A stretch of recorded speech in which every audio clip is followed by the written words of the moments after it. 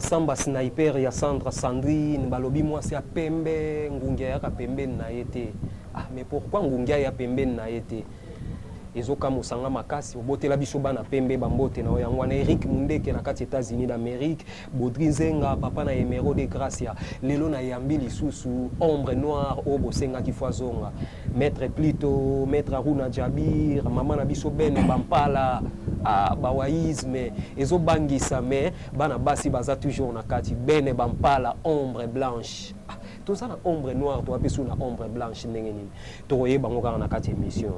En tout cas bawaïsme weza makambo. Bonsoir ombre noire. Bonsoir ma papa. Non, santé ça bien, santé pene ça bien. C'est bien nous benga sur une émission. La question ça yo, réponse ça na kitoko ombre noire esalinga bien. Nazalaki na ba adepte na omoko ayebisinga lobité maître Mikolo bosa ne be émission te pour Katsaki na ngambo Angola. Mais voyage les ki ndenge ni na normal, on a remarqué en Angola pendant la crise il y a connaissance spirituelle. Donc faut ma expansion ça la makasi. Ba bien imaginaire, ba bien secondaire, bien central là souvent. Connaissance et quatre ça pe na ngambo wana. Et que va comprendre on dit moi c'est chez vous en Angola. Merci na bandeko tu bozolanda na lobaki bongo ba o nyos baza na besoin ya kotala émission oyo bokota na chaîne YouTube Bawaïsme TV nde bokolanda émission qui toko makasi quoi, c'est-à-dire pour un numéro ya téléphone plus 243 84 26 320 86 na suka numéro ya ngamoko Maiko Prof Aboika Nuance ombre noire lelo to vandi trop na monothéisme polythéisme na panthéisme. Umeka kupanzana me usulu babungo monothéisme na polythéisme.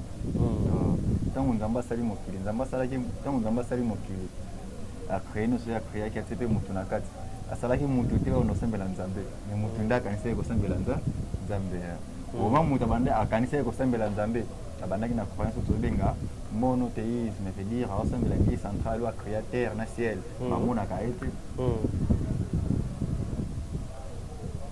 Mais à côté de la connexion, on a besoin d'évoluer, bon temps évoluer dans la spiritualité na bango, bah il créer panthéisme, c'est-à-dire qu'on croit dans la filiation, on va plusieurs dieux. Dit à quoi bah connaissance on est par rapport il y a univers. Le temps besoin la univers c'est un peu compliqué bango. Tant besoin la maïs au coulé, ils sont gâtés. C'est là qu'un pécheur n'a pas il y a des égyptiens. Donc, je vais sentir mon pépé. Mon pépé, je vais sentir la transition, le lever du soleil, le coucher du soleil. C'est là qu'un pécheur n'a pas. C'est par là qu'on crée le polythéisme. Comment on ressemble le soleil, comme Zambé. Quand on voit comme Zambé, Dieu créateur, mais Dieu secondaire. Parmi la conscience et participer pour créer l'univers. Comment on ressemble à Banzambé à Maï, comment on ressemble à Banzambé à Mabélé, comment on ressemble à Banzambé à Moto, tout. On va évoluer, on comprend que tout ça pour s'embrouiller. Dit tout. Quand on a même polythéisme, il y a un salaire en Égypte qui a créé des statues, et créé hôtel des dieux, et créé hôtel des ancêtres. Dans le cas de l'hôtel, il y a un matre, un rituel, il y a vénérer plusieurs dieux, mais des couleurs différentes. Donc, il y a une invocation à Hathor, il y a une invocation à Osiris. C'est la même parole. Vous remarquez que non pas Osiris, pas à tort, il y a quoi dire couleur ou créer Katanza. Comment va Poussani de créer panthéisme. Panthéisme veut dire bien tout. Zambata nyoso. D'ailleurs comprendre que nous avons vénéré Nzamba à travers Nzete. Pour y avoir masse, il y a volonté, masse n'est pas dans Nzete, masse n'est pas dans Libanga, masse n'a pas une existence physique nyoso.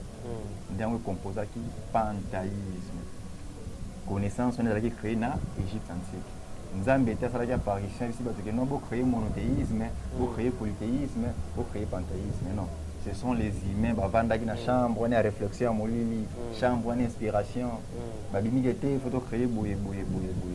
Car même connaissance, on a chambre et à culte des ancêtres. Comment qu'on vénérer les ancêtres. Bon, tu as la noble, tu vas faire belé, les ancêtres basés belé. Faut te mettre en combo il y a Yansine, Juma, Charlie, Avatar, Aruna. C'est que tu as là milliards d'années awa. Tu as ça pété. Pour te résumer, non, on est 5 sonini. Tu représenter les 12 signes et zodiaques. na kati ya 12 signes zodiaque wana so tali tous les 12 signes ba représentant kaka na ba être vivant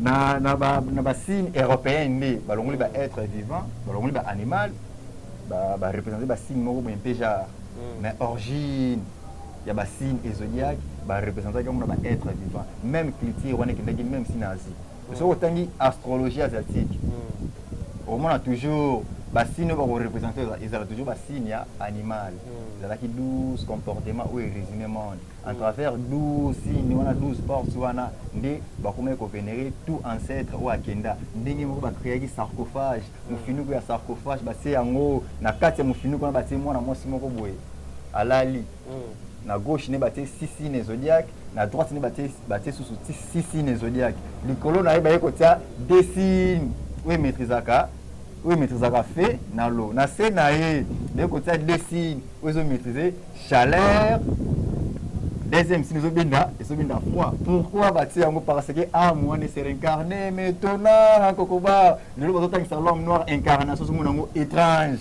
na boye kobunga na sujet na pesika flash ya kolobeza ebele mais nayebi ke na ba prochaine émission tokoparle tomeka kozonga nano ntongo balobi monothéisme croire à un seul Dieu polythéisme plusieurs dieux voilà panthéisme tout Dieu ombre noir mais mpona nini te tocroire kaka na nzambe akeli likolo na se faut tokende lisusu na polythéisme oyo eza plusieurs dieux voilà c'est par là faut motu toi comprendre être tout bazobenga dieu aza être supérieur wana azalaki ne na kombo te nzambe asalaki baange ou nzambe asalaki baesprit biso bi baêtre humain tosali baesprit nalingi oloba nini na poche wana nazongi mpe na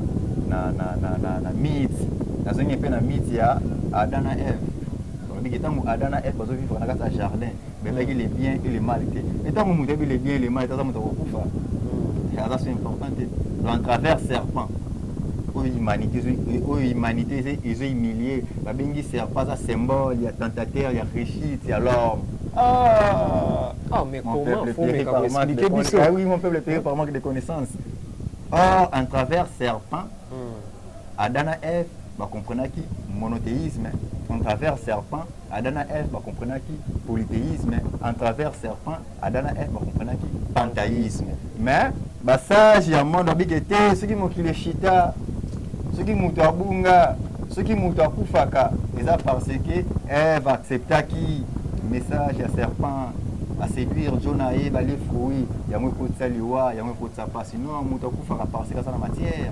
Si au kufi comme l'esprit na profiter ça les transitions, tout matière ekufaka. Même si nous devrions vivre pendant 200 ans, 300 ans sous kaso ndetone que quoi et que quoi. Pourquoi ils okuya? Parce que ils ont matière. Nzama kufaka te pour ça na porte.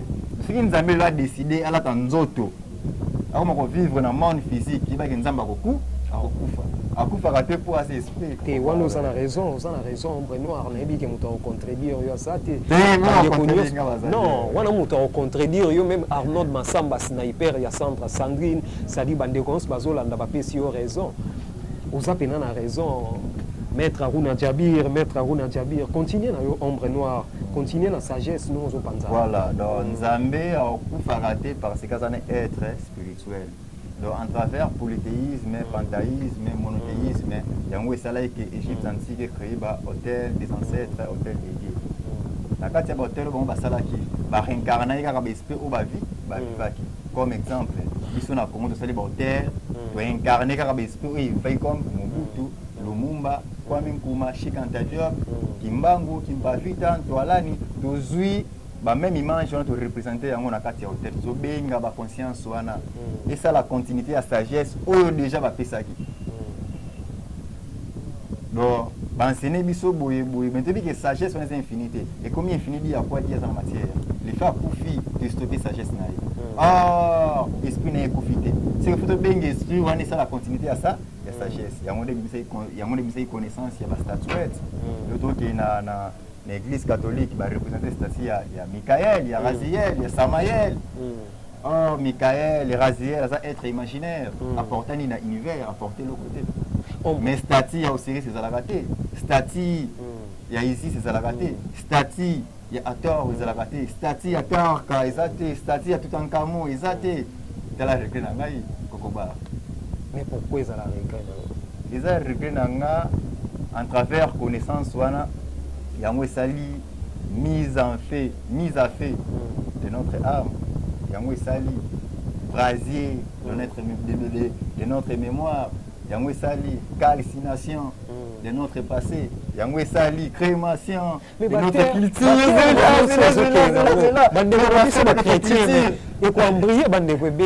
Crémation de notre culture yango sali l'initiation de notre histoire. C'est par là de se retrouver peuple sans père, sans repère, sans histoire, sans mémoire, Kokoba. Balobina tout na yo boye, toutes les reliques spirituelles de père yango ba relique veut dire quoi? Grand-père na yo kufi. Babi na Kokoba nga na kufi mais na tikeli yo boye ba relique tout na to père yango. Li ya quoi? Li ya ba connaissance wana. Merci Ombre Noire. Mais pourquoi Dieu imaginaire? Pourquoi Dieu imaginaire? Créé par les hommes. Le Mutunda Vandi a créé Dieu imaginaire, ou a bengi être, ou a créateur dans ciel, a bengi Yahvé, a bengi Jéhovah. Émission, on te parle qui n'a pas déjà. N'a pas eu qu'au bandelande enseignement. Tant on se dit pourquoi Dieu imaginaire, dans des autres nangai, comment tu veux créer esprit.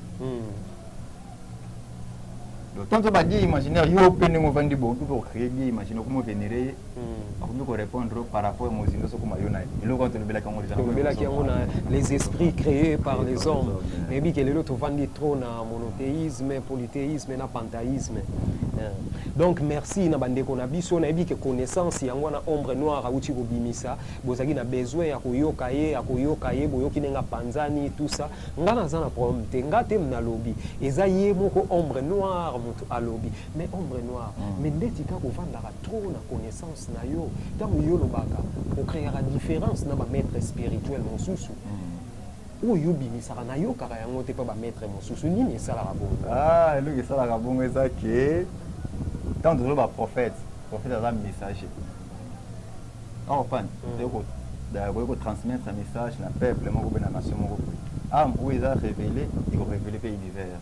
Am où ils a éveillé, pour éveiller pays l'hiver. Mais là au moins il y a plusieurs maîtres, ba maître dans la bibliothèque.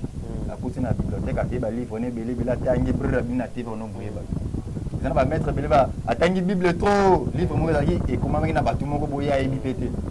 À maîtriser moi na TV comment boye ba. Or un messager aza mutu akotaka na monde cosmique, monde invisible à recevoir enseignement bimi na mon monde physique à transmettre yango humanité nde yango na chambre na ngai. Merci le maître. Na tanga on a livre été, na ke na pas un certain maître été, mais na kotaka na cosmique na bimi na enseigner bande ko na ngai. Merci maître. Si mutabo ici mutanzimiza normal, ils ont créé toujours équilibre. Le temps bato baso boya, pour te bande mabasa. Le temps bato baso nzima, o baso ba bifu baza. Mais bato ebele déjà bazo ndima parce que bato ebele bazo komela ngai. Merci maître. Eza bongo ndeko na bino maiko profa émission na biso esuki awa na pesi bambote na bandeko nyonso bozwaki libaku ya kolanda émission nazalaki na Ombre Noire oyo ya panzani bongo na enseignement ya monothéisme, polythéisme na panthéisme. C'est-à-dire tokutani bongo mikoleko ya na thème mosusu. Merci, bye.